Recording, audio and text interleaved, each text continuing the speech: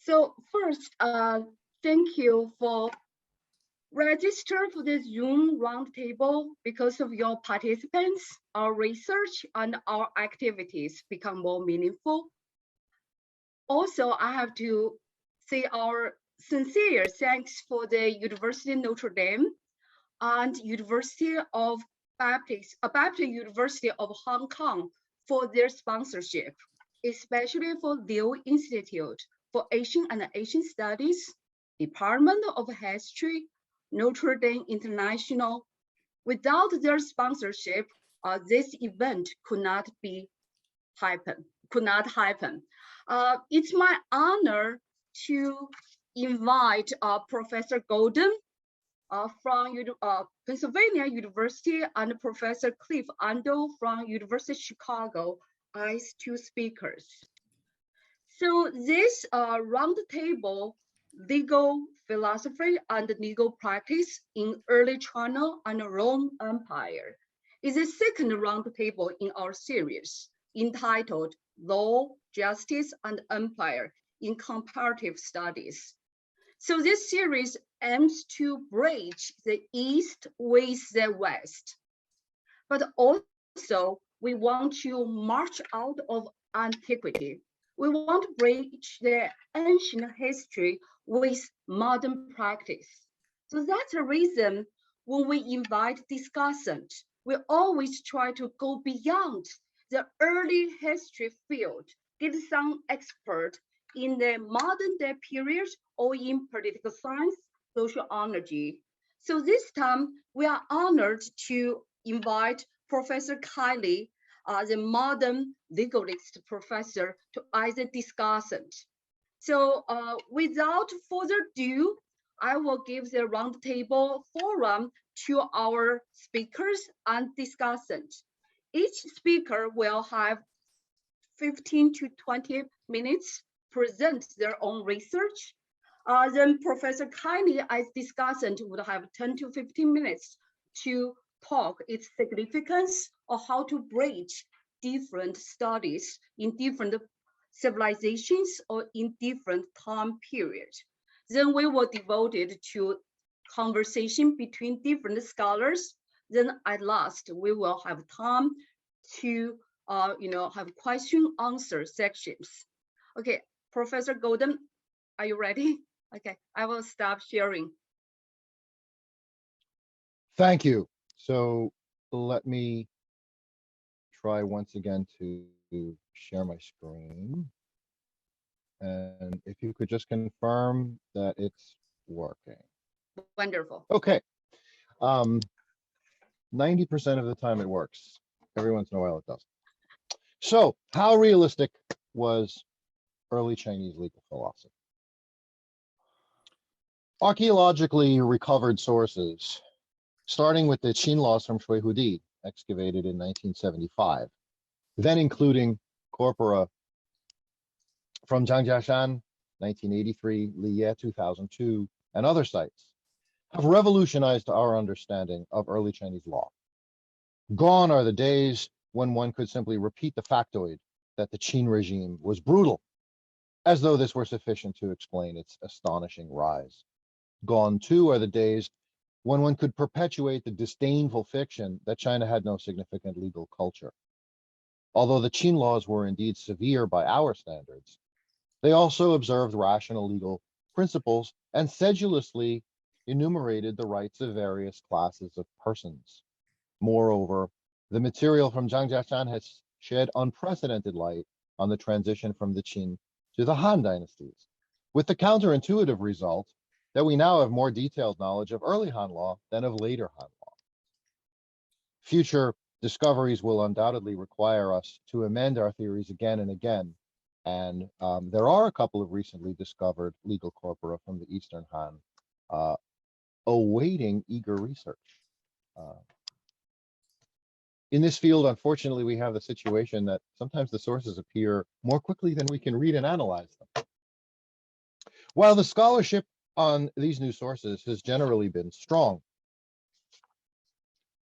one area has been neglected: the underlying philosophy.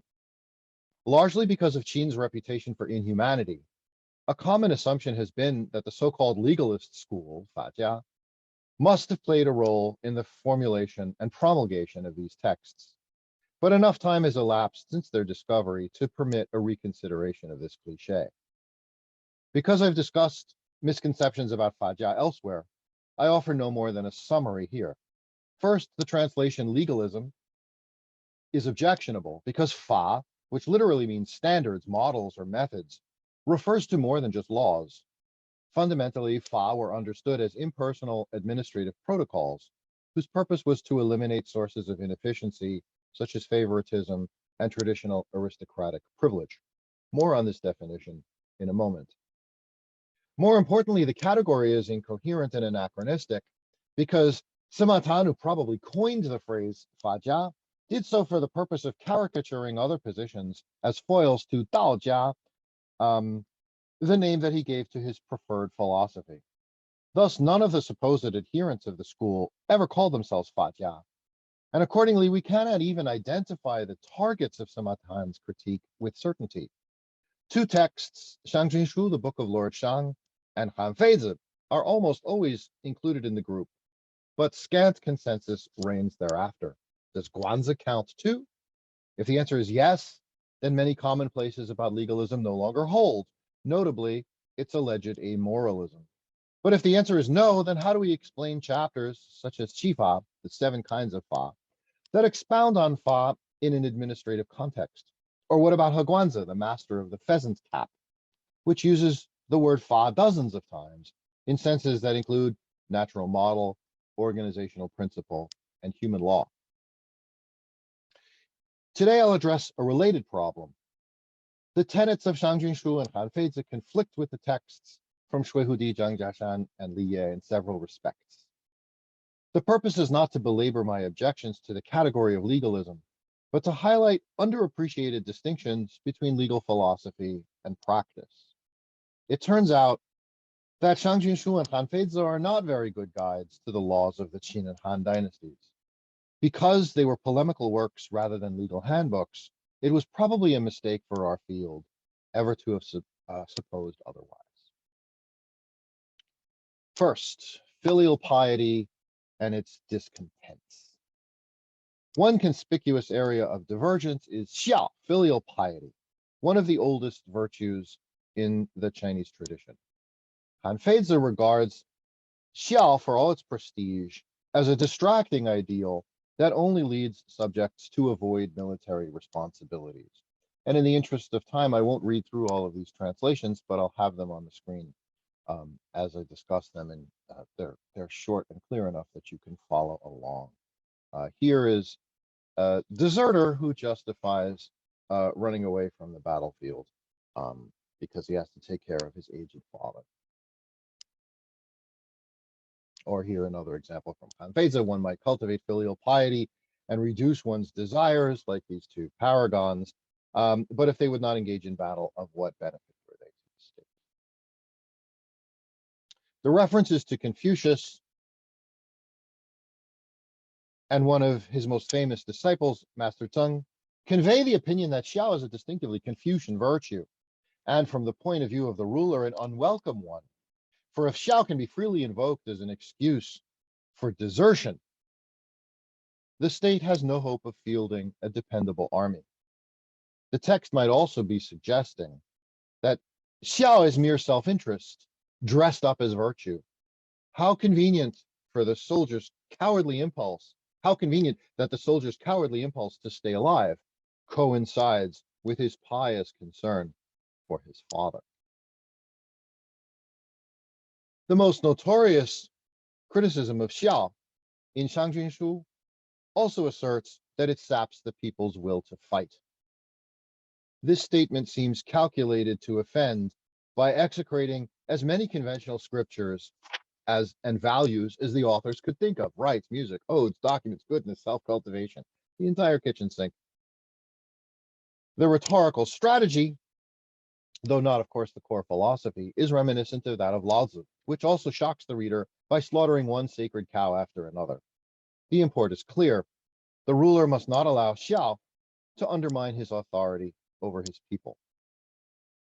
Thus, it was initially surprising to learn that xiao was a recognized legal concept in the Shui texts.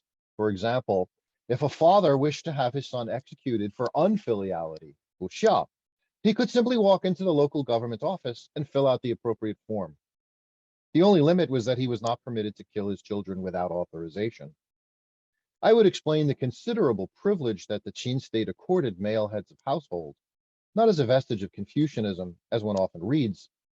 Otherwise, it should be noted there is no trace of Confucian thinking in the Shui texts, but as an indication that the state was not yet prepared to disestablish a father's traditional authority. It is important to remember, the characterizations in Shang Junshu and Han Feizi notwithstanding, that xiao is much older than Confucianism and was esteemed by non-Confucian traditions as well. At any rate, in arguing for a society without xiao, the authors of Shang Junshu and Han Feizi were unrealistic at best. Not only were they unable to eradicate it, but the cult of xiao remarkably strengthened, starting almost immediately in the Western Han Dynasty, with little opposition until the May 4th movement. Next example, the unrealistic goal of universally applicable laws. Another important difference. Zhang Junshu and Han Feizi often advocate the universal and equal application of the law, but this goal was not pursued, let alone realized, in pre-modern China. In the early empire, there were two reasons. First, the same crime could be adjudged very differently, depending on the relationship between the perpetrator and the victim. And second, a person's legal status determines the degree of punishment that he or she would suffer upon conviction, or indeed whether any crime was committed at all. As an example of the first, beating one's parent was always regarded as a more serious crime than beating one's child.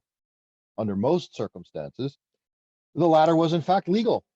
And because children were debarred from testifying against their parents, any accusation of abuse would have to be brought by a third party. The unequal application of the law was an intended consequence of the elaborate early system of ranks of merit, which were originally awarded for military achievements, later also for other forms of service. Upon conviction, holders of a sufficiently high rank had the option of surrendering it in order to save themselves or their spouses. The rationale was that they or their ancestors must have done a good deed in order to earn the dignity in the first place. A bad deed now cancels it out. At least in later times, it was permissible to purchase the requisite rank for the express purpose of avoiding punishment by promptly cashing it back in.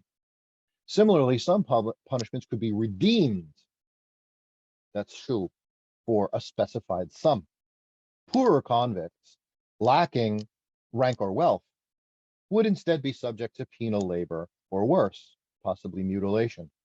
One might be reminded of the increasing number of indigent American defendants who, quote, are imprisoned for failing to pay legal debts that they can never hope to manage, unquote. That's from an ACLU report.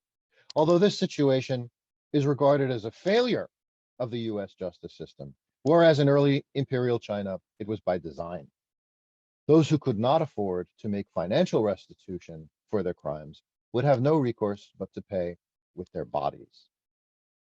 Since dependents of convicts were typically seized by the government and sold into slavery, often sexual slavery in a government brothel, it is worth reflecting on the vastly dissimilar prospects facing wives and unmarried children of convicts of different classes. At the top, a household might endure no more than a demotion, not trivial, but nothing compared to the fate that awaited families of lower status, who could immediately be enslaved for a crime that they did not even commit. Here the logic was that dependents were reckoned as part of the convict's estate, including movable and immovable goods, which the government would also confiscate. In addition to such rank-based disparities, there were what I have called status-related responsibilities that applied to some subjects but not others. Artisans and government officials, for example, were liable for prosecution in ways that others were not. The punishments for malfeasance, or even just inaccurate accounting or shoddy workmanship, could be significant. One instructive case shows that the chief, Dian, or an elder's law of a community were responsible for responding to a hue and cry, and hence could be punished for mere absence at the fateful moment, but ordinary villagers were not. If one were to suppose that Shang Junshu and Han Feizi reliably represented early Chinese legal culture, one would have no inkling of such inequities. One of the basic propositions of Han Feizi is that rewards and punishments must be dispensed without regard for rank or reputation. It stands to reason, referring to the passage here on the screen, that by not currying favor with the noble or passing over deserving commoners, an administration guided by Fa would disappoint anyone expecting traditional privileges based on social status. Elsewhere, Han Feizi refers to Lord Shang himself, whose radical reforms alienated bigwigs unaccustomed to submitting to the same protocols as mere husbandmen. At one juncture, Shang Junshu upholds the same ideal of equality before the law, explicitly denying that past service should be considered when meting out punishment. Where are we? Right, those who had merit previously, but later failed, the punishment is not to be reduced. Elsewhere, however, the authors evidently recognize that the law does not really work like this, as they describe a world much closer to what we now know from the Shuihudi and Zhang Jiashan texts. If you have the right rank, you could trade it in, your rank will be terminated, but you'll avoid conviction, which in early China was a grim fate. Occasionally, the political philosophers acknowledge that society lags behind their vision. Next section, different meanings of the keyword fa. In Han Feizi, the meaning of fa is clear and consistent, an impersonal administrative technique of determining rewards and punishments in accordance with a subject's true merit. The term has more to do with recruitment and staffing than with law. You have to use fa to judge who has performed, who has not performed, who deserves to be rewarded, who deserves to be punished. In this respect, Han Feizi is not entirely original. The Shenzi fragments include an older and perhaps even more limpid discussion. We have to reward and punish according to Fa so that everybody knows that the outcome is fair. We're going to be judged and rewarded according to our performance, not anything like favoritism. Only recently have scholars come to appreciate that this is not quite how Fa is used in excavated legal sources, where it serves as a terminus technicus of uncertain meaning. Diverse suggestions have been published, the most compelling in my view being that of Miranda Brown and Charles Sanft. Quote, categories intended to guide the official to the relevant statutes. My own phrase for this would be legal paradigms. Some of their best evidence centers on larceny. That's da. When an official borrows or lends government property at interest, privately and without authorization, the borrower and the lender will be fined 2 ounces of gold. Whether it be cash or gold, hempen cloth or silk, grain or rice, or horses or oxen, the offense is in the same category as larceny. The diction reflects the penchant for analogizing in Chinese jurisprudence. There are models, fa, for adjudicating on larceny, and over time other crimes are treated as though they were in the same category, including some that would not be classified as larceny in most modern legal frameworks, such as causing injury to livestock by recklessly leaving traps. This is noticeably different from the sense of fa in philosophical texts, legalist and non-legalist alike. Concluding reflections. There are, to be sure, respects in which the newly recovered legal sources do exemplify the philosophy of Shang Junshu and Han Feizi. The system of ranks of merit succeeded in replacing the old aristocracy with a hierarchy of subjects who were entitled to graded privileges by virtue of their service rather than their birthright, that is, replacing inalienable rights with alienable ones. Now you have a privilege because you served, and we can take it back if we're no longer happy with you, as opposed to in the past, you have a privilege because of your birth, your surname, your grandfather, and it's very difficult for the state to claw that back. The ideal of a meritocratic hierarchy encompassing the whole population is not attested in Chinese literature before Shang Junshu, and excavated texts leave no doubts that it was meticulously implemented. This was one of the most important social reforms in the journey from the Bronze Age to the imperial era. Moreover, the notion of imperial standards is widely attested in excavated sources, even if they do not always use the keyword fa. One common word is cheng, quota, performance norms, which facilitated the calculation of anticipated receipts and expenditures. Administrators undoubtedly grasped the practical value of such devices, regardless of their degree of familiarity with philosophical texts. Some scholars have argued that collective punishment also bespeaks legalist influence, but this case is harder to prove. There are different kinds of collective punishment in legal sources, including lianzuo, which I call linked responsibility. As we've seen, a man's household, defined as those who dwelled with him, tongju, as well, including his servitors, would be concomitantly punished if he committed a crime. This is not a prominent idea in Shangjunshu or Hanfeizi. What is more likely is that one specific instrument of collective punishment, namely the group of five, that's who would be held responsible for one another's conduct, derives from Lord Shang. The very word wu, which means five-man squad, discloses the military origins of such techniques of control. Collective punishment, it should be noted, was not a conceptual innovation. Rather, its expansion in the Warring States period was the product of institutional refinement. The archaeological record suggests collective punishment in the Bronze Age. The doctrine of heaven's mandate, Tianming, which held that the Shang populace was conquered because of the misdeeds of its wicked king, implicitly incorporates an acceptance of collective punishment. The idea that an entire polity could be punished or corrected by invaders seems to go back even earlier to the Shang dynasty itself. Lastly, readers will have noticed that the above excerpts from Shang Junshu and Hanfeizi scarcely refer to real laws and never quote them. Thus, they offer little insight into another important element of the transition to empire, household registration. As the excavated documents from Liye make clear, properly documenting every subject, his or her legal status, domicile, and so on, was regarded as crucial to the survival of the regime.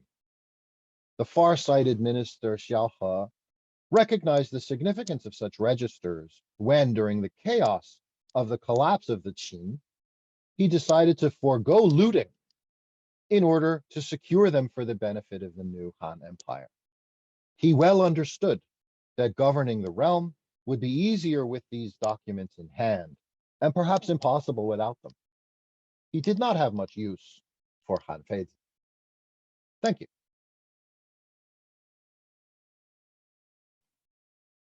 Thank you, Professor Golden, for the very illuminating talk. Recently, I also think about the Tianming mandate of heaven, right? For our conventional understanding, that is most, important moral discourse to explain the rise and fall of a dynasty. But is that discourse have justice inside? How could you punish the innocent commoners when the politicians or the lunars commit crimes, right? So I think Professor Ando would present totally different pictures about the legal philosophy and the legal practice in the Rome Empire. So Professor Ando, it's your turn. Yeah, if you don't need to share PowerPoint, right? Actually, I'll in light of what Professor Golden did, I'll just show two things quickly. Let me see to share screen. Yeah, so, I think you can. I can share screen. So the first thing I'll do is I'll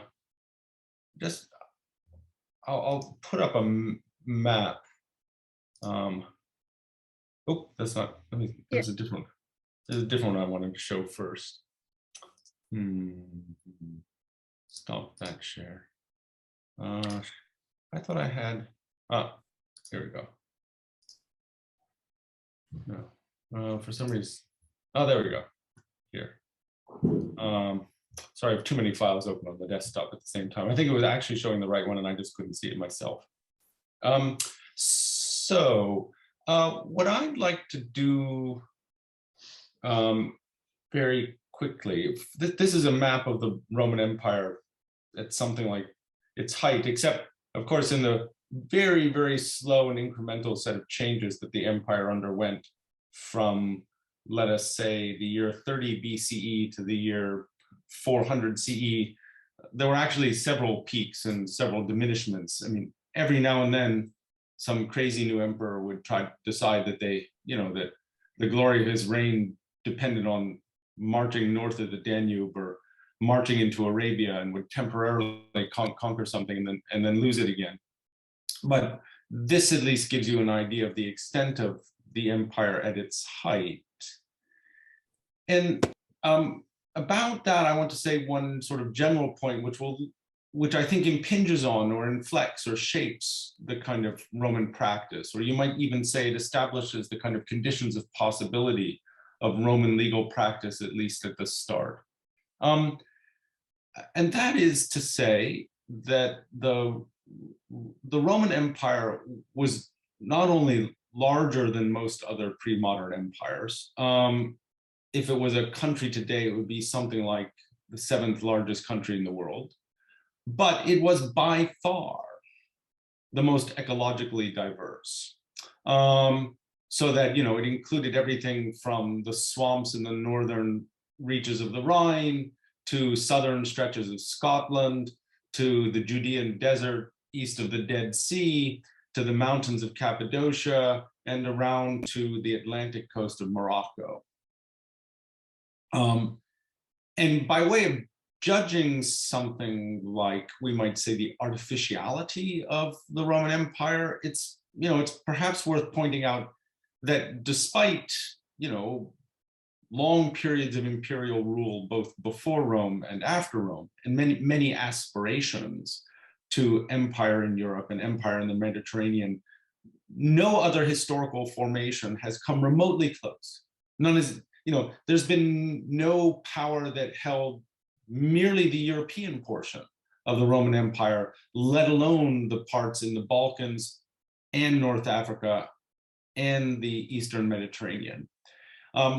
And in that whatever one might say about the size of some Mesoamerican empires, or the kind of particular configuration of territories held by one or another instantiation of Chinese empire, they are geographically, at least, and in all sorts of other ways, legacies of one another. And that's even true of some Mesopotamian empires in the 2nd millennium BC, but that's not true of Rome. And that presented the ecological and cultural diversity, and one might add, the very, very substantial challenges of communication in the Roman Empire, presented a variety of challenges to government, with the result that Rome was one of those empires. It's not uniquely, it's not a universal feature of pre-modern empire, obviously. But Rome was one of those pre-modern empires that you might say governed through the management and cultivation of diversity. In part because it could do very little else. Now, there is a moment of transition which I'll come to, which I'll describe in a second. But let me then switch. I think I have to stop sharing that document and then switch to this.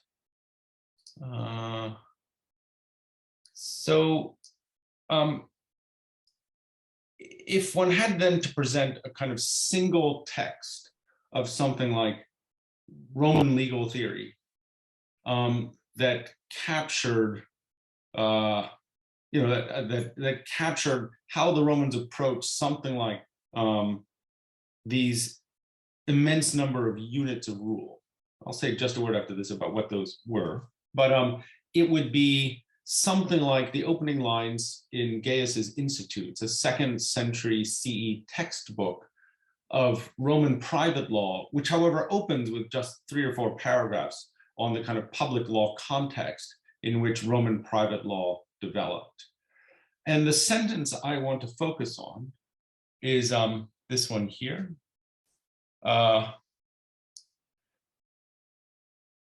The law that each people establishes for itself is peculiar to it and is called jus civile, being as it were the special law of that civitas. Now, civitas is a Latin term that essentially means citizen body, but by metonymy, it also means the city-state in which that people lived. The term people here, which translates, the term people, which translates Latin populus, is a technical term that also means citizen body. In that sense, it doesn't have an obvious correlate, say in Greek, but it means the citizen body. And the most important terms otherwise in this text, I mean, those are merely terms of art, are what you might call the distributive each and the reflexive proprietorial for itself. Now we have from the Roman Empire at one particular moment in time, around the late 60s CE, a list of the peoples of the empire who are recognized as autonomous city-states. There were approximately 2,000 of them. As a further matter, the same list includes the names of many villages, sometimes dozens of villages that were administratively subordinated to these city-states. That is, there were many population centers, many towns, many things that we might call cities that existed in the Roman Empire that were not allowed to use their own laws. The status of these 2,000 city-states that was called a people or a civitas was a privileged position. And it wasn't necessarily one you held before Rome. It was an ascribed status. The empire recognized it, and the empire could and did sometimes take it away to punish a people. That said, my point is simply that when this textbook says each city-state establishes a private law for itself, in potentiality, Rome was saying that the political territory of the empire embraced 2,000 separate systems of private law in potentiality. We actually don't know, there are many of these micro communities whose private law we know very little about. There are undoubtedly some number who are classified as essentially Roman municipalities, which may have used a version of Roman private law. Here I'm just talking about the theory that Rome insisted that each one of these city-states should use its own law. Now, okay, let me stop sharing. And I'll just describe some ramifications of this position and then stop.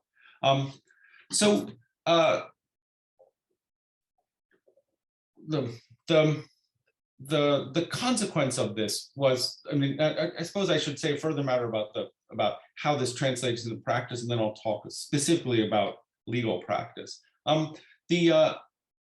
Neither Greek nor Latin, and of course many other languages were spoken in the Mediterranean, but we haven't got a good accounting of its of their, as it were, their something like political subjectivities. We simply don't have enough literary remains from anyone other than the Judeans to say anything with certainty.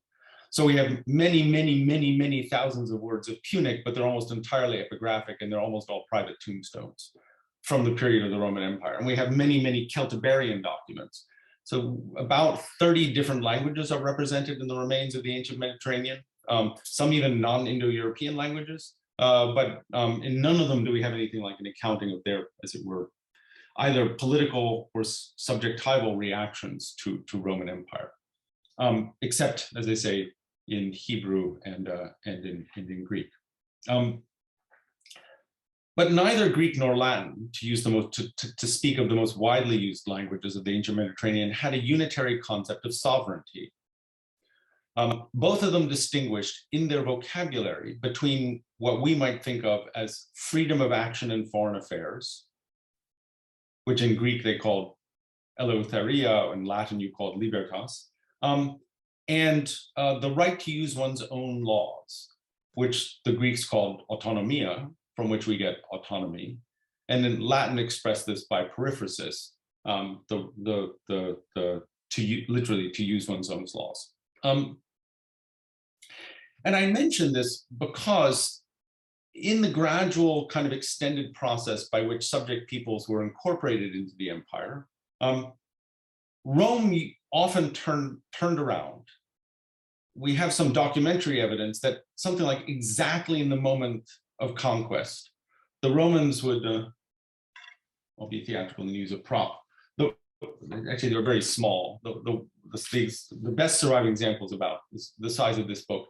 The Roman general, having conquered a population, would take out a piece of bronze and inscribe a note on it saying, usually with a list, to the people of Notre Dame, Indiana, the laws, land, buildings, sacred properties, rituals, and so on and so on. And there'll be a long list that you had on the day before conquest, you are to have and keep thereafter for so long as the Roman Senate and people shall wish. They conquer them and then just say, as you were. Now, of course, in a kind of Hobbesian way, they say that you do it as Hobbes describes in the chapter on sovereignty by acquisition. You have all these things on sufferance of Rome, but you simply go back to using exactly the same legal system that you had before. Now, I mentioned what I said about sovereignty because it's important to understand that the fact that somebody came along and said you are no longer free to have your own foreign affairs was, I mean, I hate to say it, but just frankly, not a big deal. We know of no region of the ancient Mediterranean at no time was there, I mean, there was just never a moment in which someone in the ancient world was not potentially subject to political domination by someone else. In that sense, although we have some ancient Roman legal theorists who said that slavery did not exist in natural law, when the Romans wrote catalogs of the observable customs of the world, and as I say, the Romans thought that the empire was composed of 2,000 separate legal systems, the Romans said, we know of no society on the planet Earth that doesn't have slavery. The fact that it was against natural law notwithstanding. And similarly, I mean, I don't want to say that imperial violence was particularly say today, I wouldn't say that imperial violence is a neutral thing. That said, no one in the ancient world protests against empire as a concept. They just wish they had an empire. So this grant of the right to use your own laws produces a kind of set of documents. We have literally dozens and dozens and dozens of records of essentially memoranda that went from localities to Rome and back again. Every time there was a new emperor, the people of Notre Dame would appoint somebody as an ambassador who would go to the new Emperor Golden in Philadelphia and thank him and congratulate him on his ascending to the throne of the world and ask him to confirm their historic privileges, in particular, the right to use their own private law. We have no record, I mean, no one would preserve on stone or bronze a negative reply, but we know of no negative reply. In every case, they would give him some sort of local gift, and the ceremony required that he accept the gift and confirm privileges. And in the kind of several notable cases, right, they announce things like in one famous document, that people say, we, the Philo-Romaios and Philo-Kaiseros people of Lycia do the following, right? Which means we, the Rome-loving and Caesar-loving people of Lycia. That is to say, there's an economy here, an economy of exchange, in which the grant of the right to use one's own civil law produces a kind of imperial quiescence. That's just as good as you were going to get, and people were glad to have it. So that about something like the theory, everybody should have their own laws. It's a deliberately pluralist regime. It's deliberately pluralist because it produces a particular kind of social order. And I take it that it's somehow motivated by the fact that the Romans could do nothing else. There was no possibility of actually teaching all 50 million people what Roman law was, or telling them to change their marriage customs. So then I'll just say a quick word about the legal documentation and about where it sort of points, and then I'll stop. We then have, absent a small number of kind of statutes of the Roman state, of which we have about 50 or 60. And I'm actually currently have an NEH project with, and I've recruited about 20 collaborators to produce a new edition and translation of all surviving Roman statutes. But bracketing this, the kind of evidence of law that we have from the Roman world essentially is of two kinds, and also has a specific geography. Basically, we have a large number of pieces of something like academic legal writing by the people we now call the Roman jurists. Wherever they were born, the overwhelming bulk of them, possibly excluding this guy Gaius who wrote this textbook, the overwhelming majority of them clearly worked in the city of Rome, in the metropole, at the capital of the empire. And we have surviving about something like almost exactly 300,000 words of excerpts from their theoretical writings on law. By the same method of transmission, we have excerpts of imperial edicts, which start to survive in bulk only in the 2nd century CE. But in essence, we have a body of material written in extensive discursive texts and subject to a literary transmission by copying and recopying across generations from the capital. And then, just to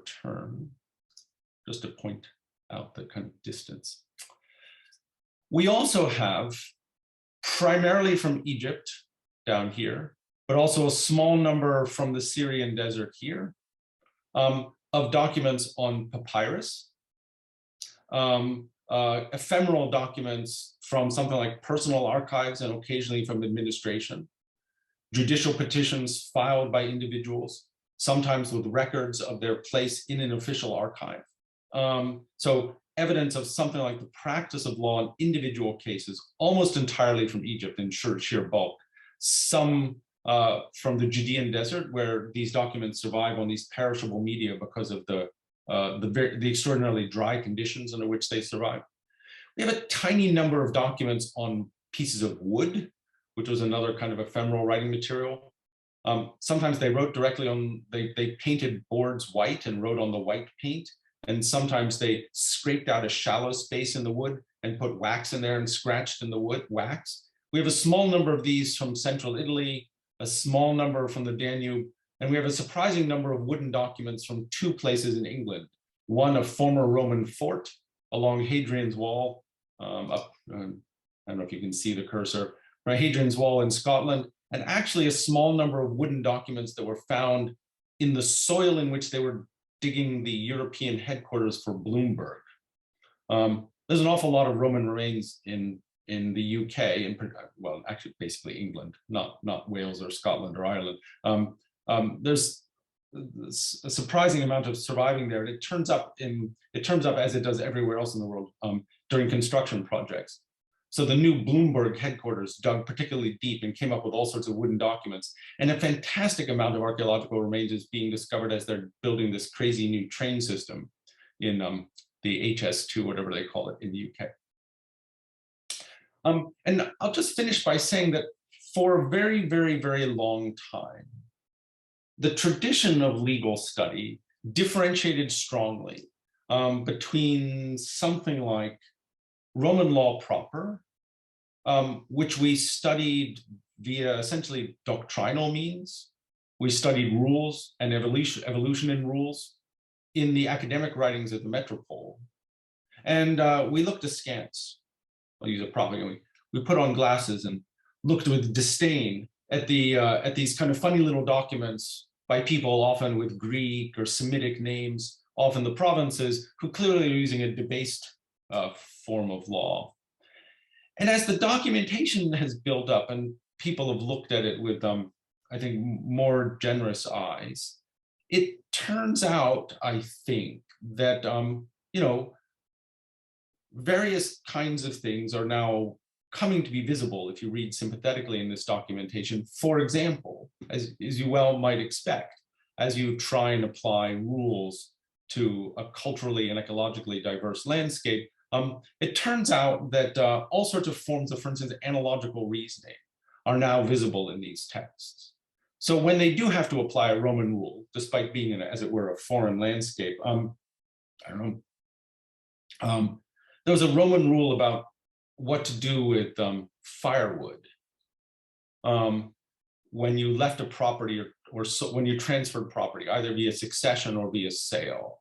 The Romans had a conventional understanding of, one, the sorts of things you used as firewood, which were therefore designated by the term lignus, wood. And there's a hilarious set of reactions, both in the documentary evidence and in Roman writing, on what happens when you encounter, the outlier case was people who burnt dried cow dung as for firewood. And the question was raised by Romans, and in fact, in one case in the provinces, if you burned it to make heat, could anything you burned to make heat be classified as lignus, and would it then be judged by the law of lignus when you left a property to someone else? And I don't want to, as it were, be a kind of nutty positivist about what to do about as it were, essentially accidental patterns of survival. I will simply observe that I think it now turns out to be true that some of these most characteristic forms of legal reasoning that we know from the Roman jurists dwelling in the capital are chronologically first visible to us in these crazy documents trying to apply Roman rules to provinces. Now, I don't mean that they've analogical reasoning of various forms and the use of legal fictions and so on first developed, in the Roman province of Egypt.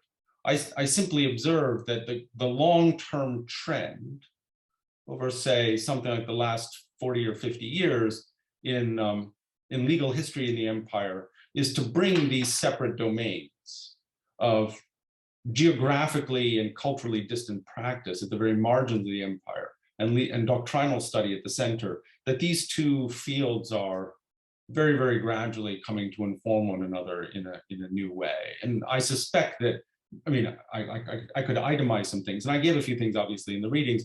I think a quite new and interesting form of legal history in the context of empire, or in the context of European empire at least, is emerging in consequence of this. Yeah. Thank you, Professor Ando, for your fantastic talk. So, give us some idea. Empire could exist in different format, right? Not in unified empire with, one very strict legal statutes reach out to remote village, 1,000 miles away from the capital. So I think it's time for Professor Kinney to offer your comments. So I really appreciate, modern legalists could, really ponder upon the ancient history, but as a modern, I still a modern person, even. So I really feel, ancient history have its significance to modern discourse. It's your turn, Professor Kinney. Wow, well, thank you very much. This is an extraordinary event. I've never been to anything like this, so thank you so much for having me. And it's a pleasure. I realize how much trouble you went to, Professor Tsai, on arranging this, and the Notre Dame staff and HKBU and so forth, putting this together, and to get some wonderful leaders in their fields like Professor Golden and Professor Ando together to come together and show us in the broadest way that we're thinking about these tremendous empires and ranges of lands and peoples in early times, which I have to tell you, I love this stuff when I was much younger, and so it's great to catch up with it. And I loved exploring sites in both countries and in different parts of the Roman Empire, especially in England and Italy, and of course in China, finding what's left if you can in different places. But I'm very out of touch with it. I'm in no position. I can only say I would imagine the whole audience would wonder what. We can't really think of Julius Caesar and Qin Shi Huang speaking to each other, but they're not in the same period. But it's almost impossible to consider them agreeing on much from the discussion I think we've just heard. But maybe I'll be proven wrong. I'd be happy to be so. So I was really thinking about why I'm here in all of this. And Professor Tsai, this is really your fault, though it's a great honor. So, you know, I'm filled with very simplistic questions, very basic questions, and I think maybe that's one of the reasons you invited me is to ask those, because among those simple questions are what are we comparing, and what are the grounds of that comparison? And is this about what is commensurate or not? Are there issues that are not commensurate that are much more interesting? Perhaps that's part of what I'm hearing right now, perhaps. You know, but I even have questions just from the, you know, I hate to be the person representing modern Chinese legal history. I'm a sort of a complex outlier even to that field, and there are other people on this call that can speak better to it. But legal history here seems to have a very close attachment to specifically to the centrality of code, as opposed to the centrality of justice, or other possible interpretations that you could develop. And in modern times, thinking about all the ways in which code may be present, but other things matter, is part of the story. But maybe I'll come back to that in a minute. But I think there's another aspect, maybe very fundamental question, which is always with us in the modern, which is why East and West, why China as East, why the West as particular forms of Europe, or even Rome as the West. And I think Professor Tsai knows that for my field, or for the field I'm representing here, we can't get away from this. It's unavoidable. You know, there's no escaping it. Modern Chinese legal history continues to be constructed in the uneven grappling of the West, whatever that means. It's quite specific in its 19th century origins, and China, or the Qing Empire, right from the mainly, you know, tremendously 19th century Orientalist studies that directly reinforced initial British and European imperialism through defining Chinese penal law in a way that now we don't accept at all, to the subsequent early 20th century self-orientalization in the creation of the reform process of law in modern China, which is a process carried on almost entirely by Chinese people in rejection of their own tradition.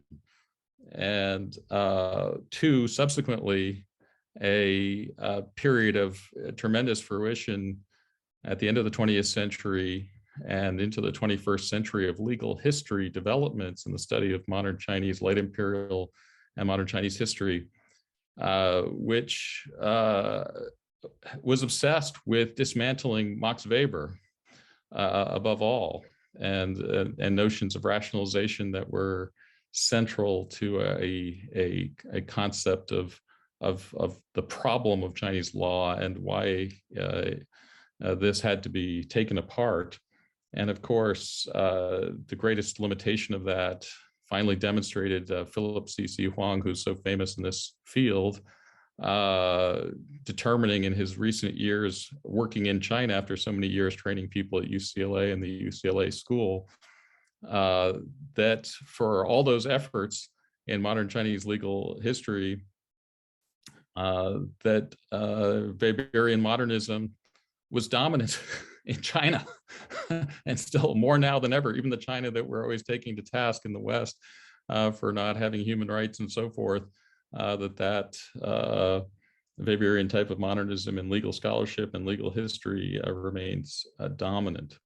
The upshot is that for modern Chinese legal history, we are constantly struggling simply with some of the language, even some of the language used right now today in the discussion of early China.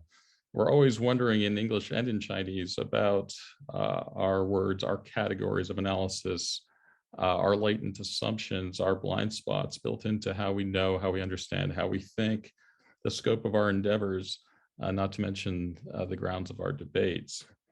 Now, I don't know how useful this is to this particular conversation, but I can just say from my perspective, listening to it, this is something we have worked on a lot in the more modern periods. And I can say that I wonder, when we are undertaking any kind of legal history, how we think about that legal history being something that can be both about the kind of governance and social order matters that we've mostly heard about, and political adjustment types of arrangements, and issues of justice itself, and the debates on what justice is in a society.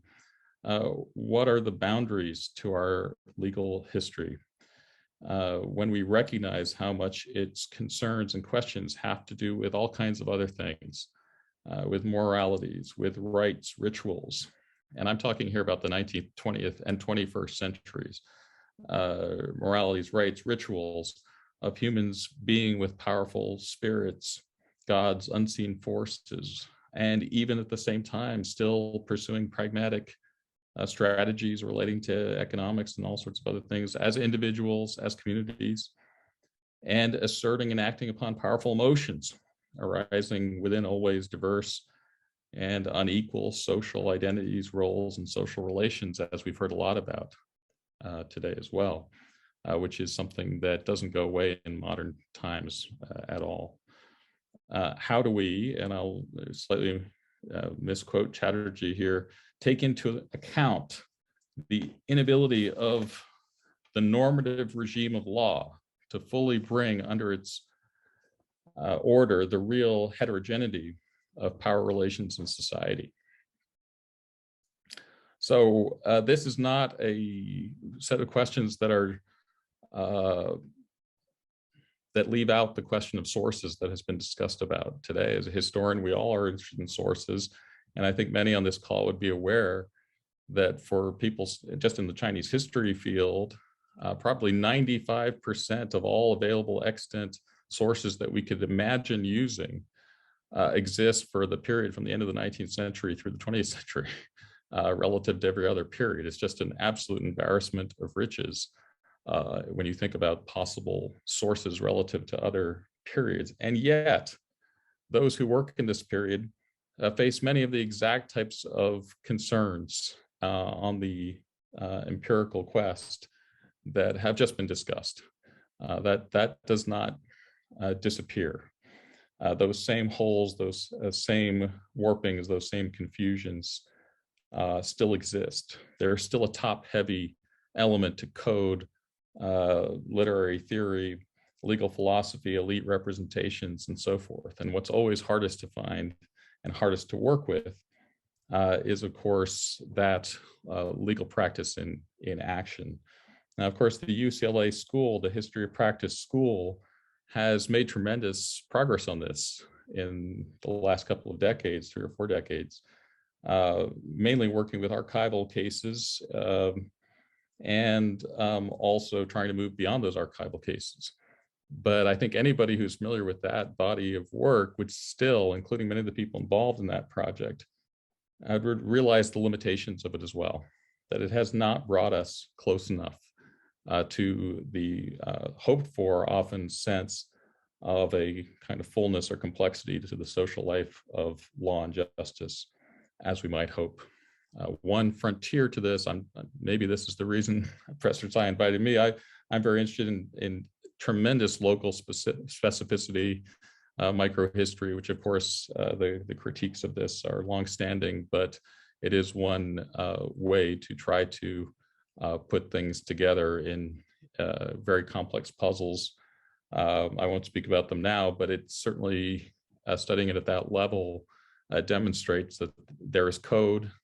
There are other things that relate to code, and there are all sorts of different practices and theories. But if you want to see how things work in the complexity of the places, Professor Ando just talked about the kind of marginal areas of the empire. I think that's an area of great interest right now within modern China, is digging down into areas in the provincial areas, local areas, and seeing how things were functioning in those places. So I don't mean to sound pessimistic. I think what we've heard is wonderful for the early period. I think if Professor Golden is worried about students taking on the tasks of new materials, people should rise to it. It sounds fantastic. And these challenges, even the ones I'm talking about here, are what makes it all worthwhile as far as I'm concerned. That's what we're doing. And it's a great century that we're in for the study of modern history, as it sounds like it is for the early period as well. So those are my thoughts. Thank you. Thanks for the comments. Try to, make some bridges between the really 2,000 years ago, history in the East and the West and the modern practice in China. So I think right now we have about 30 to 40 minutes devoted to all the panelists, Professor Golden, Professor Ando, and Professor Kelly. I probably will also have many questions, want to listen to your comments. I hope this would facilitate some conversation. So, how about we will have a free conversation, each of us might, have some questions for, for all the panelists.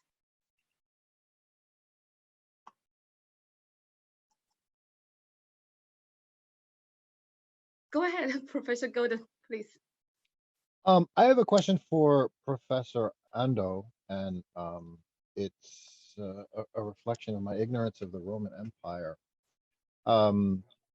So if different populations within the empire are being granted a traditional privilege of using their own laws, administratively speaking, what does it mean to be part of the Roman Empire? Is it that you're taxed? Is it merely that you recognize the suzerainty of the Roman emperor?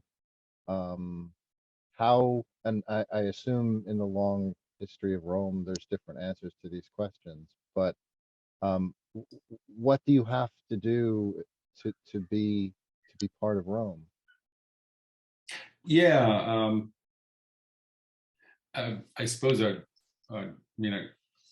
great question, and one that's whose answer does change, and which is in some periods very difficult to answer.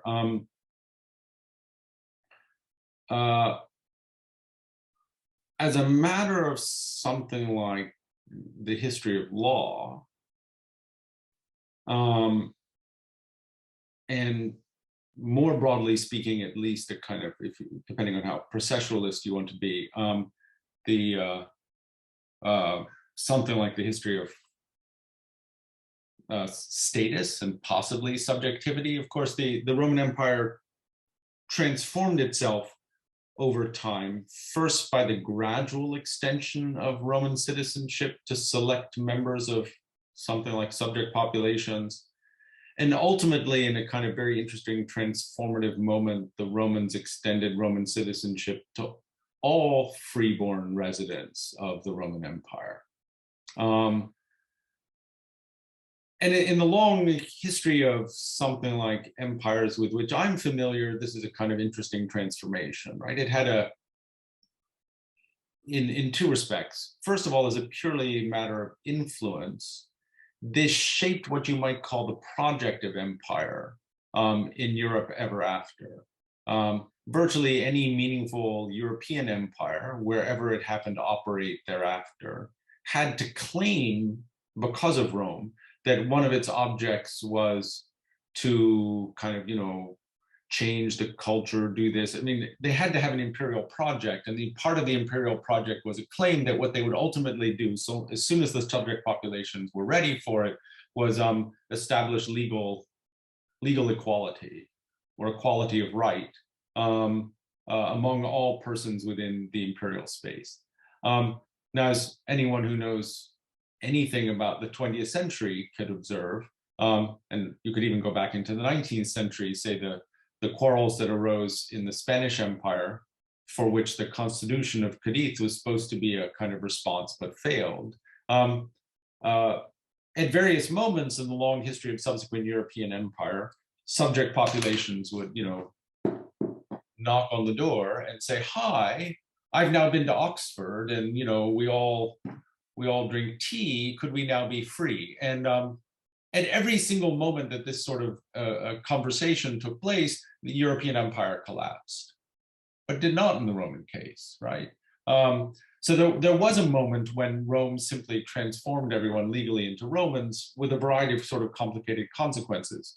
Nomenclature, rules of succession changed, and there's some reason to think that whereas Rome lacked the ability to make these transformations at the moment of conquest, by the 3rd century CE, they did actually affect a very substantial change. The other thing I'd say is that, which is a much more complicated history to tell, is that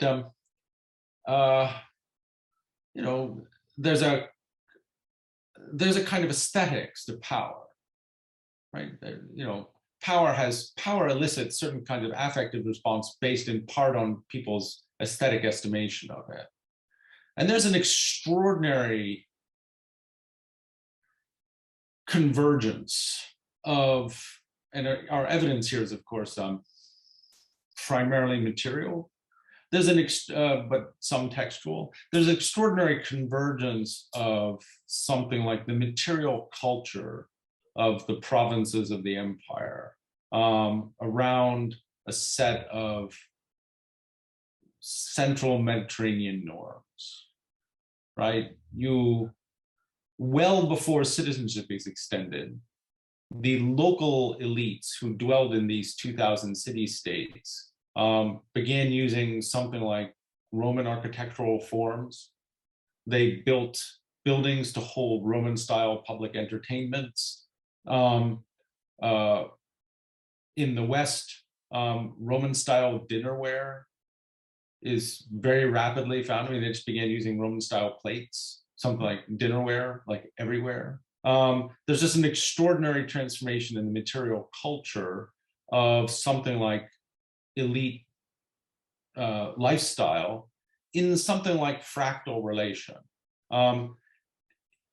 We have a lot of, I'd actually be very curious to know what sort of private documents are preserved on permanent media in China of your period, but we have on the order of, I mean, the one document most private people would put on stone is exactly what you would put on stone in the United States, which is a tombstone. So as a matter of private documentation, we have, in excess of 1 million tombstones from the Roman world.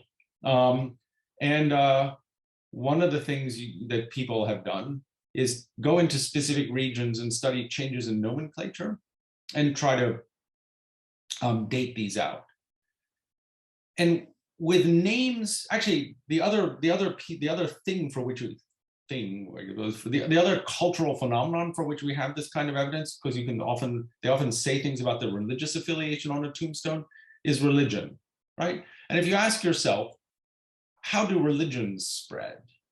Well, the cult of Isis, or the cult of Christ, or all of these new spready type religions, they appear first in the port cities of the Mediterranean because ships travel faster than people do over land. And then they appear upriver. They travel along with goods. They travel upriver by cabotage. And then they travel to inland cities that are connected by paved roads. And they show up last in villages that are connected by dirt roads. You say the same thing about nicknames. We have enough tombstones that you can say something meaningful, as you could, I don't know if anyone here you can go to there are various websites that extract naming data from the US Census. And you can say, Liang was a very popular name in 2018, or Cliff was an exceedingly popular name, and Cliff was number 13 in 1992, or something like this. You can say something about the popularity of nicknames. And there are a whole set of nicknames which appear first in the Italian region of Campania, which is to say around Rome. and which you then find about a generation later. And you wouldn't even thought this, I mean, in the absence of TV or movies, how do these things spread? But you then find these names in cities that are constituted juridically as Roman colonies on the coast. And then you find them upland and so on. So I exactly how to cash out a claim. What does this mean to be in the Roman empires? That is how they felt about it is often hard to say, right? There are a whole body of modern theories that you might deploy.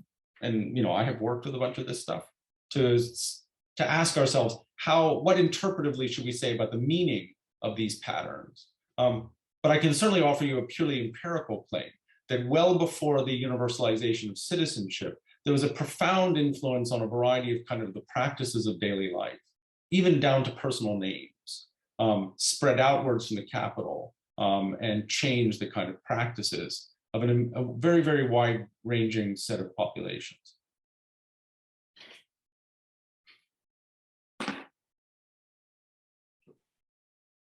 Thank you. Actually, I will follow Professor Golden's question. In terms of this kind of, locally provinces, they have their respective legal system. Then you have Rome legal system.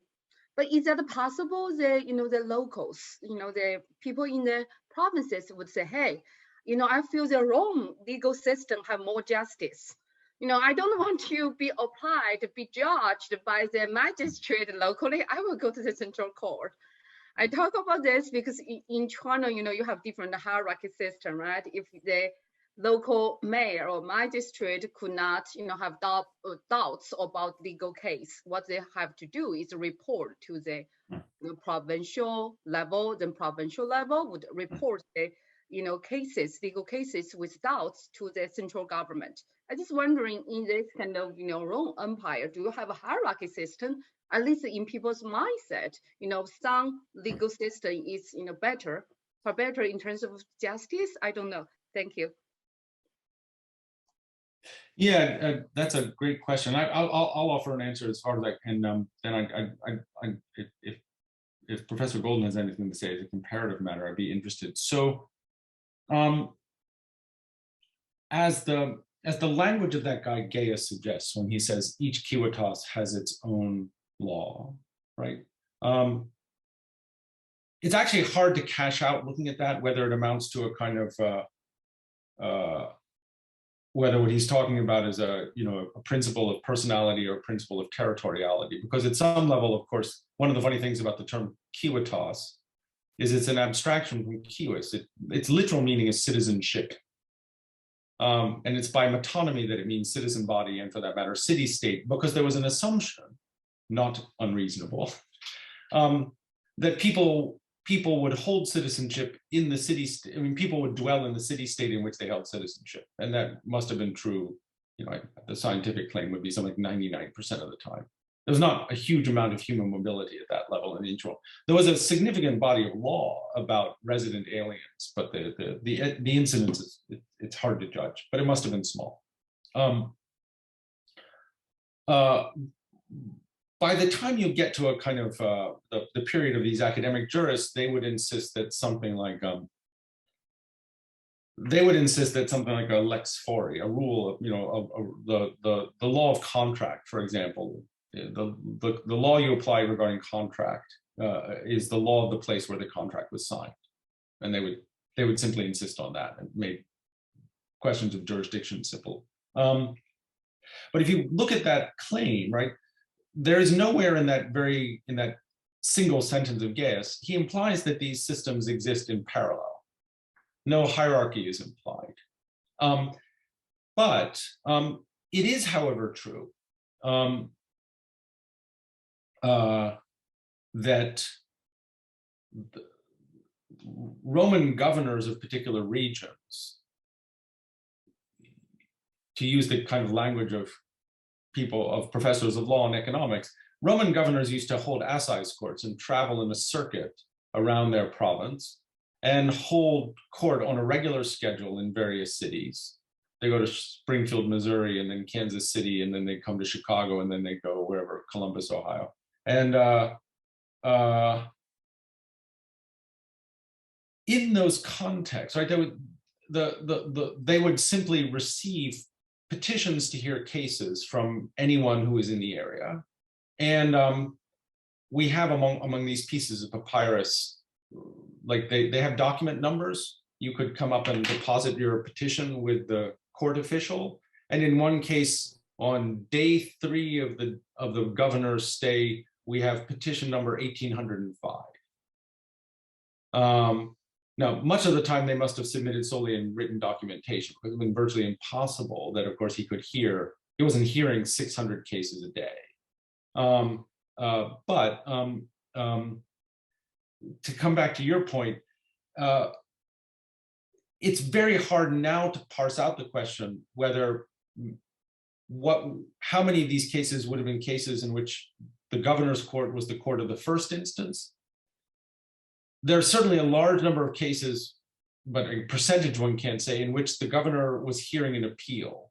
Somebody lost or didn't get the outcome exactly as they wanted at the local level, and they would ask the governor to hear it, and he would turn out. The Roman official would effectively function as a court of the second instance. And at that point, a variety of questions arose about, for example, what law the Roman governor would apply. We have statements of norms that the Roman governor would have to apply local law or should apply local law. But we also have texts in which they list cascading series of norms. If the place has written law, then you should apply their law. If they don't have written law, ask them if they have written documentation of decisions in prior similar cases, and then apply that rule. And if they haven't got that, then ask them if they have documentation of their customs. And if they haven't got that, apply the law of the city of Rome.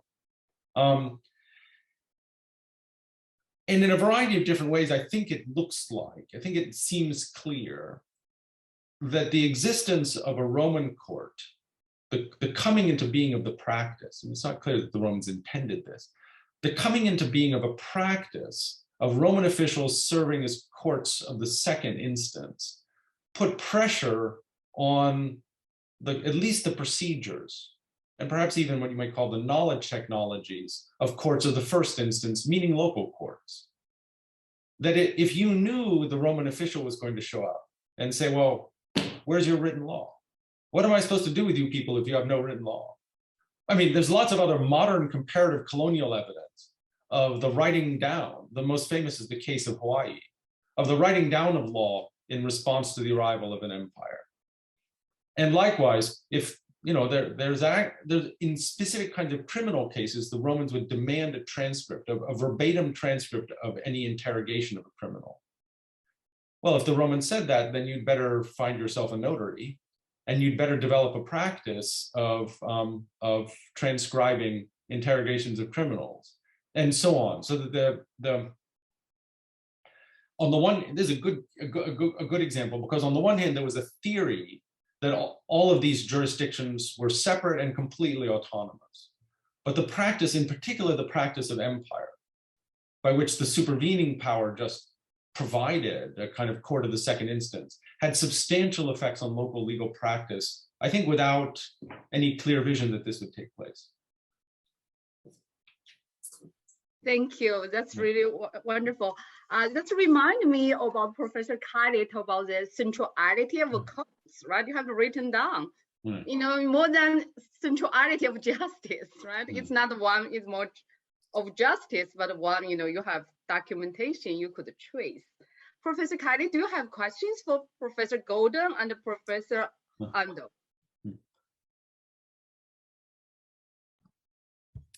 Well, I'm just wondering in the case of, for instance, where perhaps ritual might have been important to governments in any of these situations.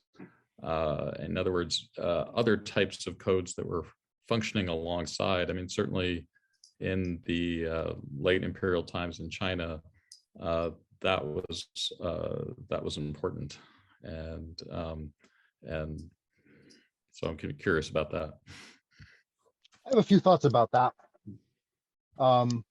So one of the reasons why Chinese legal history is so interesting is that the codes give you a very, very narrow and incomplete view of the complexity of the legal culture. And when you get other kinds of legal sources, that's when you can start to reconstruct a more interesting picture of the true experience of dealing with the law. Amazingly, even at low levels of society, people who otherwise never appear in legal sources will show up in some kind of historical sources, excuse me, will show up in legal sources. Now, as for ritual, we academically, I think, tend to make the mistake of selecting out sources that smell legal to us and calling those legal sources, and ignoring all sorts of other stuff that would have been connective tissue in its own time and place, but it doesn't smell the same way to us. An example, what I'm talking about, would be the Shwehudi tomb, where we have all of these legal sources. That's great. And there's a few comments we can make about them. How representative are they? Is that what are we seeing there? Are we seeing the central law as it's being locally applied, or if we had analogous texts from all over the empire, would we get different? Would we get different sorts of sources that would tell us different things? But right alongside with them are the so-called day books, which are almanacs of divination, and it's very clear that the same official is using both. For one thing, they're both buried in his tomb. For another, the almanacs, I was just talking about this a couple of weeks ago at a conference in Florida. They often get into questions like, how do you catch a thief? Well, the magistrate is involved in catching a thief, and the prescriptions for catching a thief are not what we would call legalistic. On what day was the crime committed? Which creature of the zodiac does that correspond to? If it's rat day, then look for somebody who acts like a rat, somebody whose name has something to do with rat. Legal historians usually don't study texts like that, and it's because it doesn't smell like legal history to us, as I was saying, and also it's proceeding according to a logic that doesn't seem the same as that of the legal sources that we sort of pick out and call legal. But that's a mistake. The same poor overworked administrator is using both sorts of sources, and would probably consider it weird that we consider one set legal and another set divination at best and superstition at worst. And it makes the situation more difficult, not less difficult, for us to imagine. On the one hand, we have this legal system that is highly rational. There's very rational concepts of judicial procedure, what kinds of interrogations are permissible, what kinds aren't. What's the right way? Accounting is a serious issue for this legal culture. How do you take account of assets, of debts, of obligations, and so on? There's lots and lots of space that's devoted to how do you make an accurate accounting of something. And then at the same time that we have this legal culture that seems pretty rational, the same administrator is catching thieves on the basis of whether the suspect looks like a rat, or what is the administrator doing? How, to what extent is the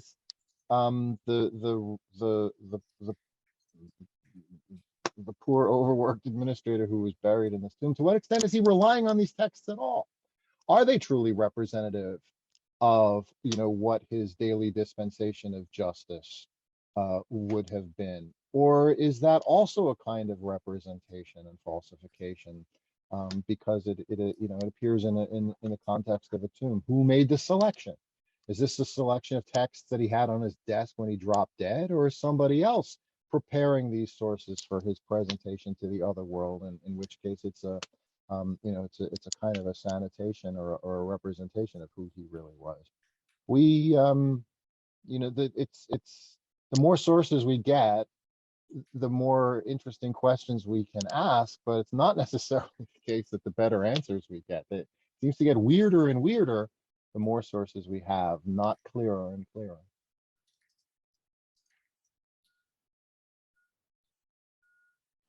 Thank you. Wonderful. Professor Ando, do you want to respond to the ritual, element in legal practice? It's interesting. I've been thinking about this very recently in connection with another a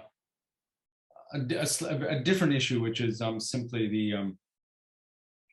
there are a number of Roman rituals or a number of Roman actions which the Romans described as imaginary, or they use the Latin term imaginarius.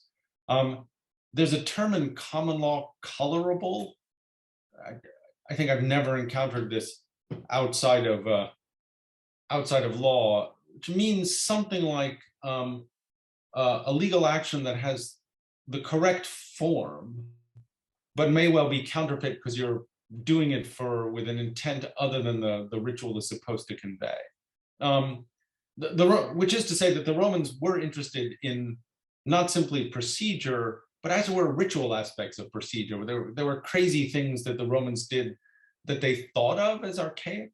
I mean, I don't suppose I know, and I don't actually even they knew whether some of these things were in fact archaic.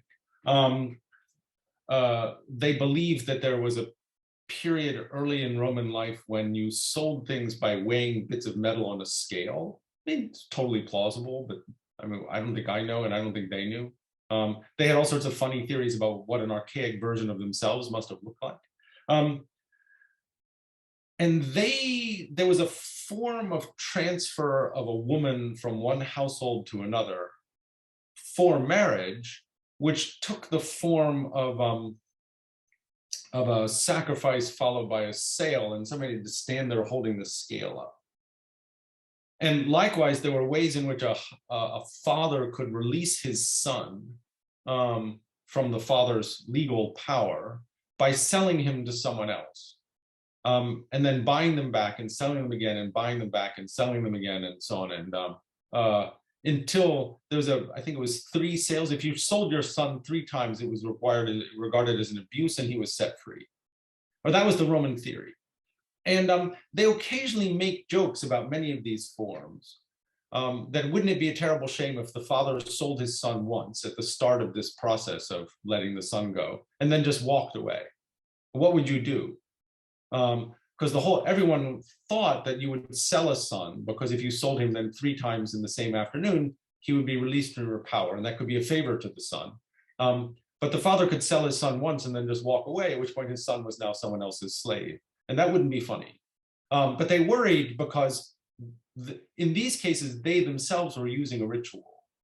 They were using a ritual as they understood it, designed for one end and using it to achieve some other means. More importantly, I suppose, and that's been a preoccupation of something like the last 36 hours, is at least their theory about this. There is some evidence that the Romans would occasionally put on, quite literally, show trials. I think I sent you a piece in which I described 1 or 2 of these, right? In which they would quite literally put on a show trial. They would go into some non-Roman space, and for some reason or another would, raise up a giant platform, send officials with the appropriate robes.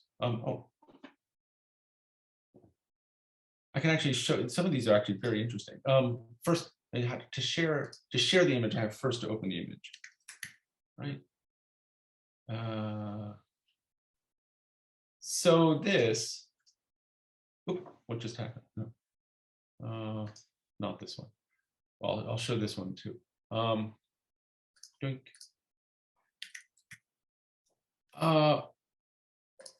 Roll up, here we go. So then I go zoom. No, share. I say share. this is a silver cup. I have a variety of pictures of the sides of it. And I also have, provided by the museum where the cup is held, a digitally altered image that rolls it out so that you can see what it would look like if you spun the cup around. And this actually may even be the Emperor Augustus on a visit to Egypt.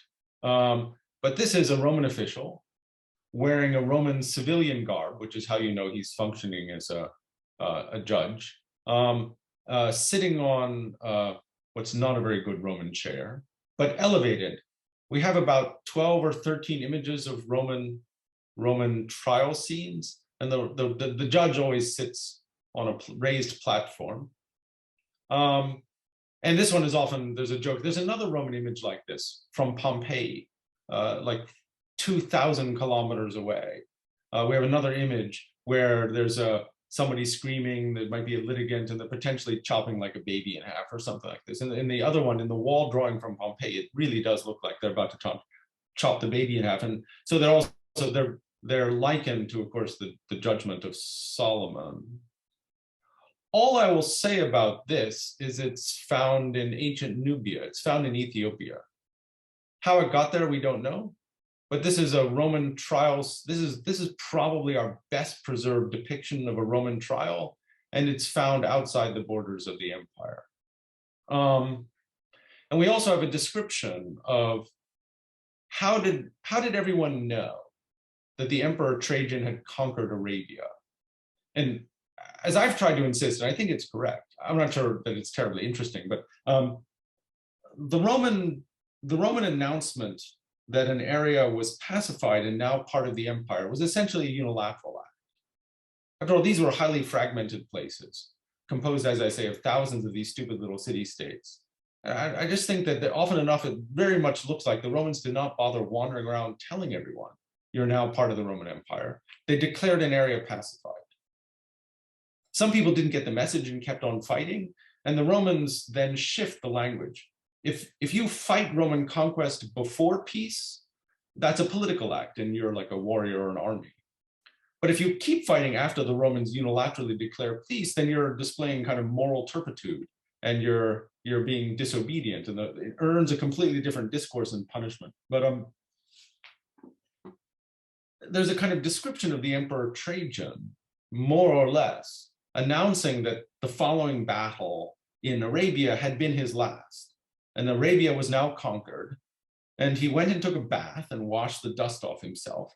And he took off his metal breastplate and he put on a toga, returned to the field of battle, had people pile up sod, put a chair on top, and began to hear legal disputes. I mean, I don't know who brought him these disputes, but it was very much in the Roman mind that, that a difference between what they would call, they had these kind of polarity, militiae domi, meaning essentially military life and civilian life. And in this case, the transition from military life, i.e. the period of conquest, there's an exact moment in time when the Roman administration passed from a conquest phase to an administration phase, and you knew that because he took a bath and he began hearing trials. And I take it that was a display probably for his own army, but there may have been other people who were intended to see this. He may even have they may even have found people to bring him a dispute for him to settle by way of making the whole thing look real. But that would be an example of the kind of use of legal ritual to make a claim, a political claim. Thank you. Thank you so much. This roundtable is just the beginning of the conversation. So we should devote time to our audiences. So before I ask people to post questions, I would like to say thank you so much for fantastic talks by Professor Golden and Professor Ando and Professor Kaini. Also, Professor Golden and Professor Ando provide reading list we post on the website. So I said it's a very beginning. So we want to use this roundtable to trigger some momentum into the comparative studies. Also, Professor Golden have a fantastic bibliography on ancient China in the Western language. It's one of the best bibliography I could ever think of. So please take advantage of all those expertise offered by our scholars. So right now, I think we will devote it to the audiences for their for your questions. How about this? You could raise your hand and introduce yourself and then talk, elaborate your question. To make sure your question limited to 30 seconds to 1 minute. Don't go beyond 1 minute. Thank you.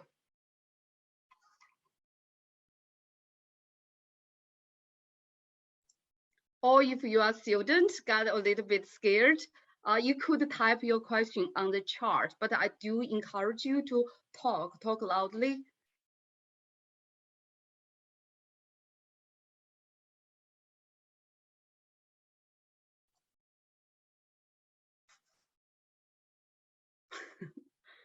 Okay, go ahead, Professor Bai Tongdong. Can we see you? Okay. Yeah, hi. So actually, I have 3 questions, 2 for Professor Golden and 1 for Professor Ando. Oh, by the way, my name is Bai Tongdong, or in Chinese order, Tongdong Bai. Bai is my family name. I'm a professor of philosophy at Fudan University in Shanghai.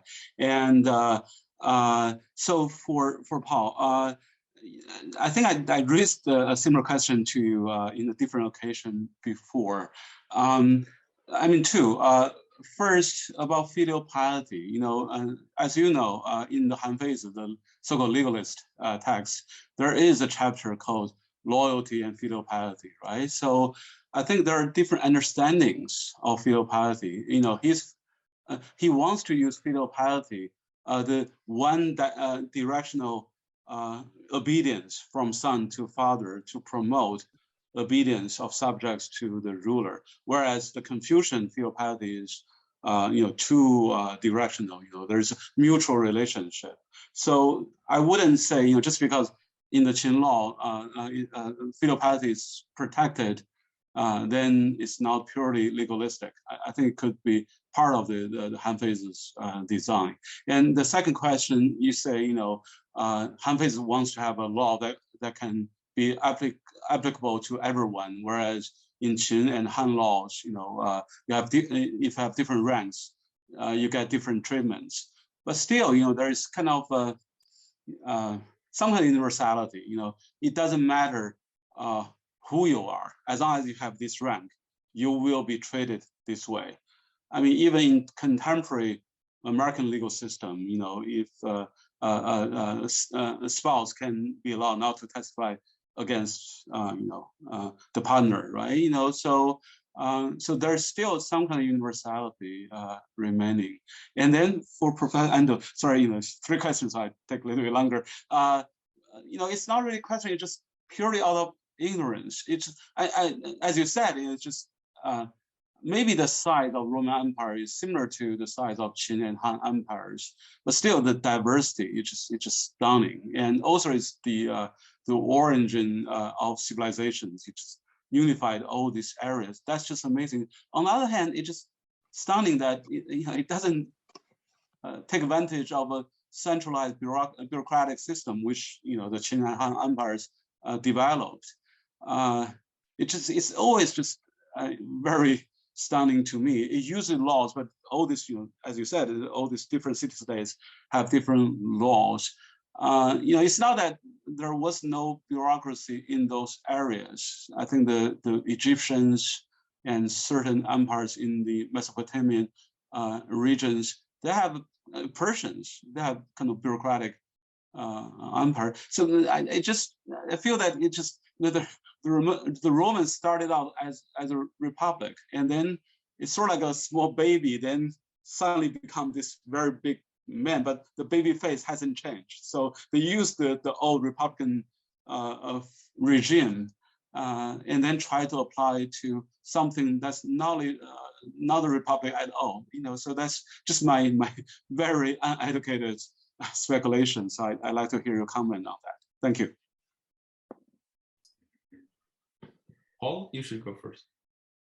Yeah, so Tongdong, some kind of universality, but not the same universality and not true universality. In other words, I agree with you that the ranks of merit um, are an example of the kind of administrative devices that states were using to try to break the traditional privileges of the aristocracy, because that's not a very efficient way of running your state. And if you want to transition from the Bronze Age to the warring states and be able to compete with all the other states that are doing the same thing and making themselves more efficient than you are, you need to be able to extract as much talent from your populace and as many resources as possible from your territory. So I agree with you that legal devices are needed to try to spread legal obligations more widely, and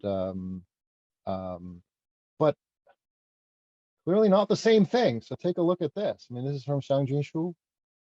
What is called unifying the law is that there are to be no gradations before the law. So that is literally not how the law worked. From the ministers of the state and generals down to the grandees and commodores, those who do not follow the king's ordinances, who violate the state's prohibitions or bring disorder upon the sovereign's administration, are to be executed without amnesty. That is literally not how the law works. For those who had merit previously but later failed, the punishment is not to be reduced. That is literally not how the law works. For those who did good service previously but later transgressed, the standards are not to be vacated. That is literally not how the law works. And as I said, the text even recognizes that this is not how the law works, because elsewhere it speaks in the language that we now understand much better because of these what I'm calling real administrative texts, but I'm even uneasy about this term real. Yeah, if you have a rank, you can avoid punishment, and if you don't have a rank, sucks for you. I don't see how you can explain this kind of contrast within the same text unless you say this is a recognition on the part of the authors of the text that this is how the law really does work, and this is more like how we want it to be. But in reality, it doesn't. Now about Xiao. Han Feizi recognizes that if you're going to refashion society so that people's rank in society depends entirely on their service, good Can I get service, everything bagel with strawberry cream cheese? that's hilarious.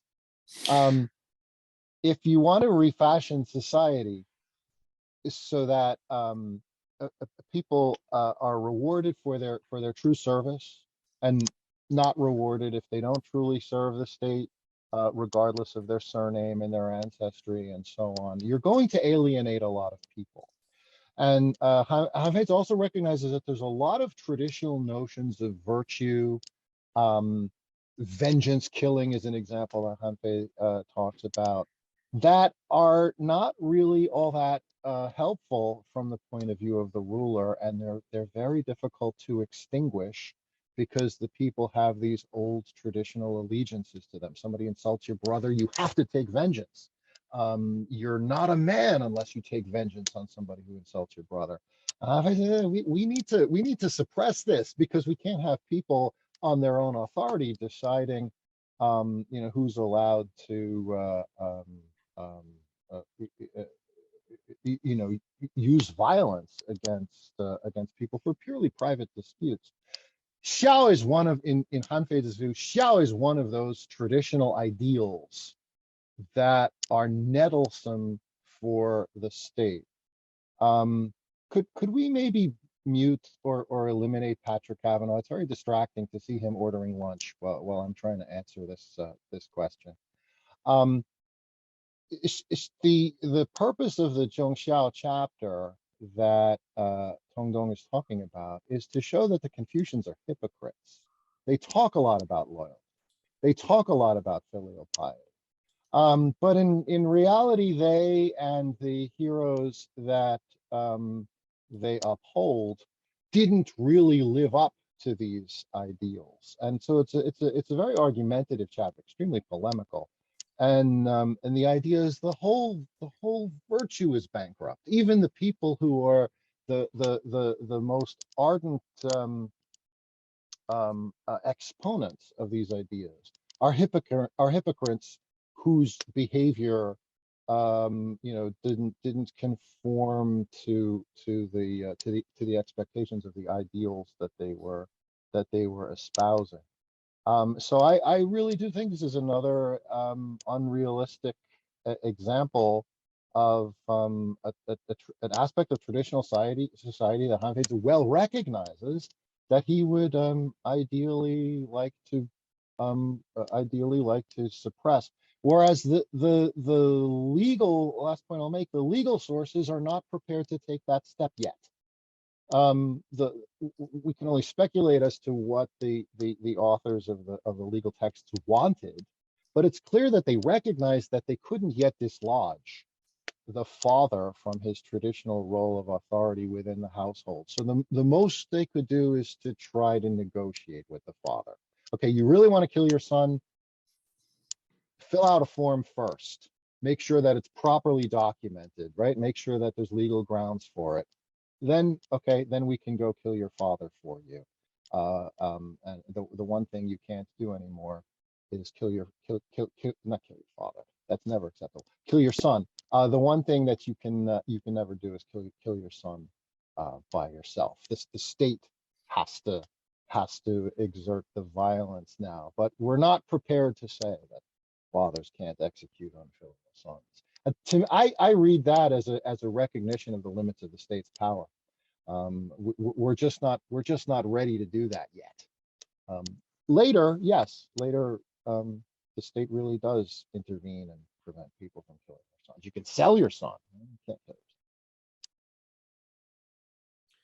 son. I'll just say two quick things. First of all, I just want to say one word about status, and then I'll say, which is not directly replied to what Paul said, but just to illustrate a kind of interesting feature of this diverse citizenship regime, which is that for a long time it remained true that people who held Roman citizenship were somewhat obviously a minority of persons in the Roman Empire, despite some sort of more or less systematic mechanisms for giving citizenship away as a reward for various kinds of activities, including service in the army. So one, the Romans maintained something like an exclusive citizenship regime, and certain kinds of privileges, but also duties attended upon having Roman citizenship. Quite separately, in various aspects of something like administration of law, the Romans gradually developed in something like the 2nd century CE, a kind of way of distinguishing human beings according to how much dignity they deserved. Like there were people whom you couldn't beat in public and things like this. And these legal classifications, these two statuses were essentially, I mean, there were other ways of classifying human beings, but in essence, in various kinds of summary actions by magistrates, you distinguish between people, and they just use comparative adjectives, who were more honorable or more humble. And more honorable people you couldn't, for instance, just randomly beat in public if you didn't think they vacated the sidewalk quickly enough as you were passing through, crap like that. All I want to say about the more honorable and the more humble thing is that there's no evidence that Roman citizenship, for example, automatically got you into the category of more honorable people. It did not. Coming back to this notion of kind of independent republics, the Romans recognized that local systems of stratification had their own logic, and the more honorable people were somehow, there was no reason to believe that merely being Roman, and therefore a citizen of the capital, made you a more honorable person. No, not in the slightest. Yeah, at some level, your description is a very fine one, that they started out as a republic and ended up with a giant empire. And they did, and therefore at some start, whatever that would be, because it took a long time to conquer this place, hundreds of years, at some moment that you might call an early phase of the empire, they administered it as if they were a republic ruling over other republics without a huge bureaucracy. At one point, I made some calculation, and in the early 2nd century CE, the total number of administrative staff of the Roman Empire was smaller than the university when I there was, smaller than the bureaucracy of the University of Michigan, despite ruling this vast empire of 50, 55 million people. They developed a much more substantial bureaucracy over time, and it came about through a convergence of a number of different pressures. So something like a developing Roman fiscal regime, they came to feel required a census. And this is a kind of interesting extension, right?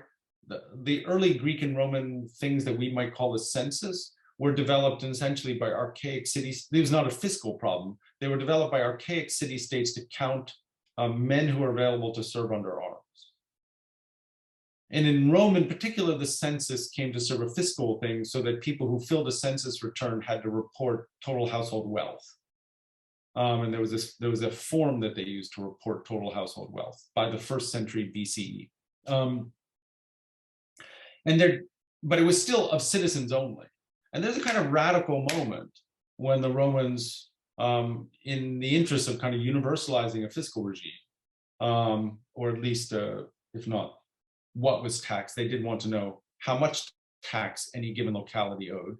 The Romans all of a sudden turned around and said, this thing which we used to count ourselves, we will now use to count others too. And that, you know, the extension of that is a knowledge technology. The scaling of that from the one city state to the entire empire must have been an extraordinary undertaking, even if it was ultimately performed crudely. So that and I could name some other things, but they did develop a much more substantial bureaucracy, but it came about for a variety of different reasons. I mean, the census, the evidence for the census is then chronologically earlier than much of the evidence for the operation of these assize courts. But if you add up these different trends, you end up, let's say by the year 300, you end up in a very different empire than you were in the year 1.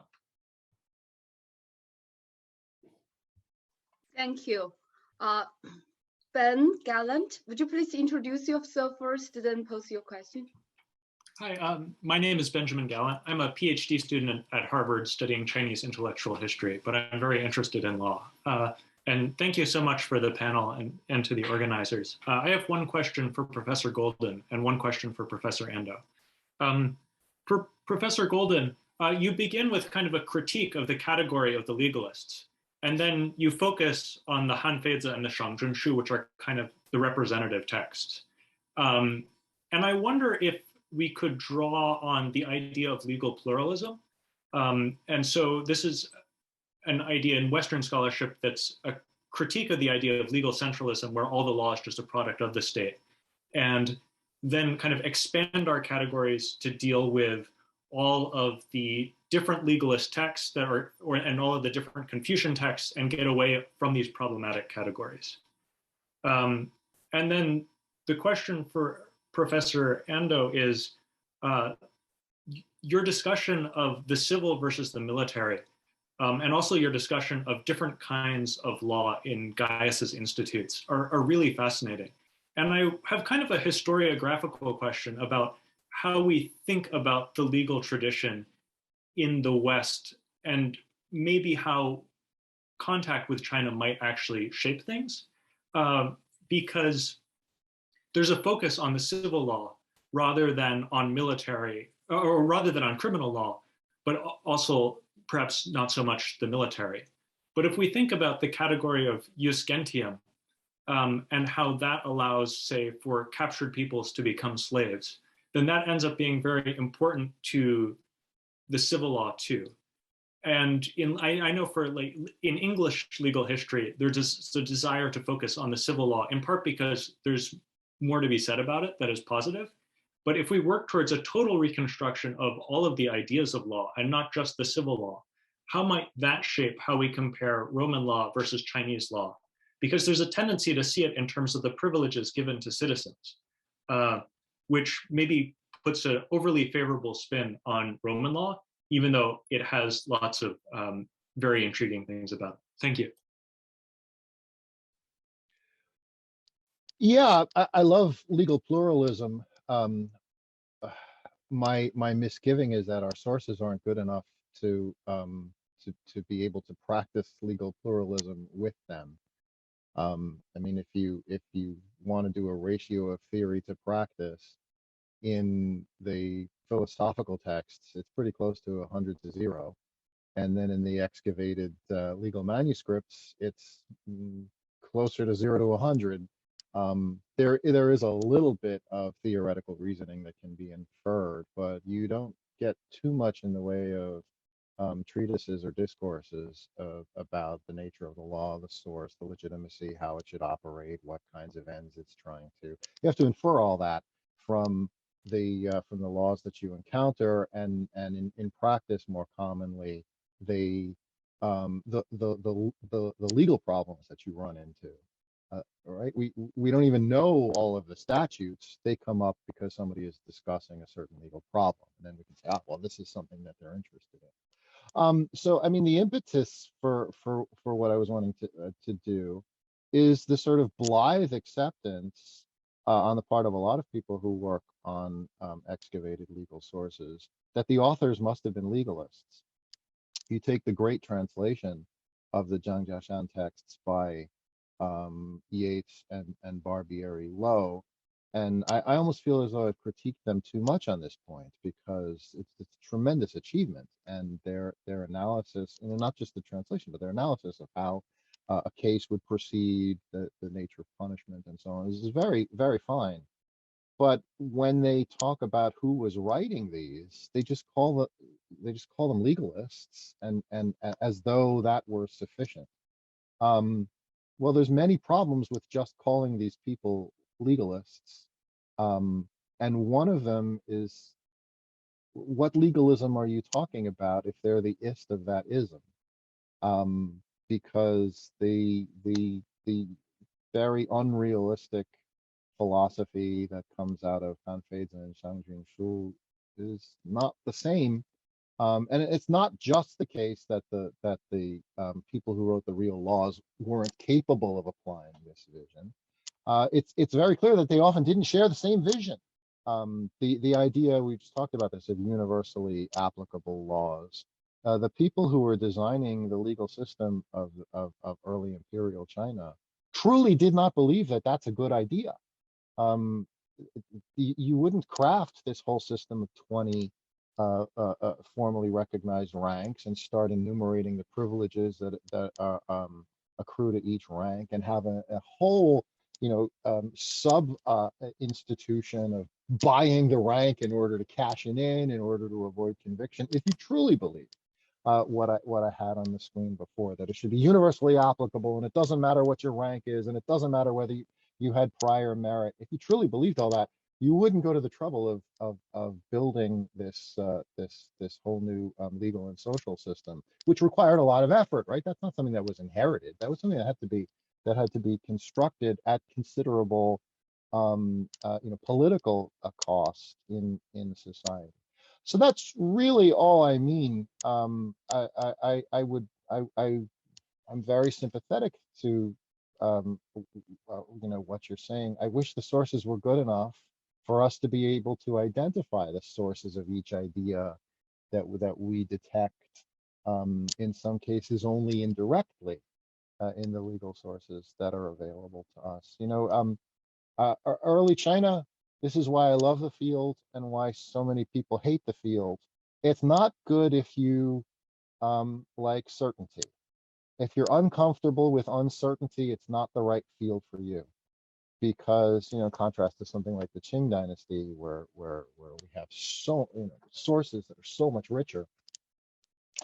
For early China, often we have, indirect sources that hint at things, and much more just void than what's filled in. And the challenge, if you enjoy it, is to try to extract as much as you can from the very limited sources that we possess. Professor Ando have another appointment. Do you still have time to quickly answer Ben's question? Yeah, I can at least offer very quickly a statement. So that's a great point. You're absolutely correct. Jus gentium in the ancient world does not mean what it meant for legal theorists of the late medieval period and Renaissance. And getting into what the Romans meant by jus gentium would be a kind of complicated matter. I will, however, say you're totally correct. The focus on the civil law brings at least two substantial problems. The most important of which is that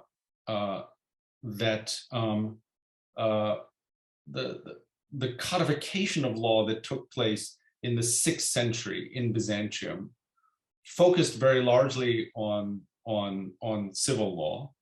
So at some level, the materials that we have that are easiest to read happen to be about the civil law. And this was the material that fascinated, in essence, the scholars who rediscovered Roman law in the 12th century.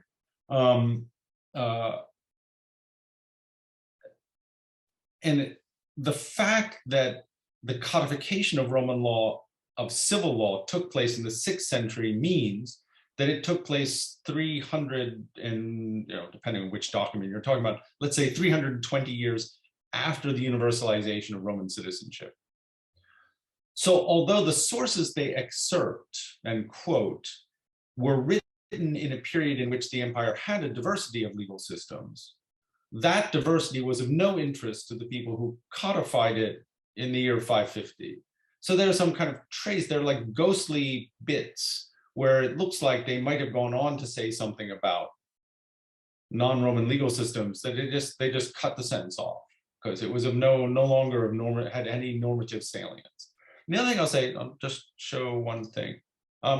If you were to, I said I'm in the process of trying to produce a new edition of those Roman laws, specifically statutes passed by the assembly, to be perfectly clear about what I'm talking about when I say a Roman law in this case.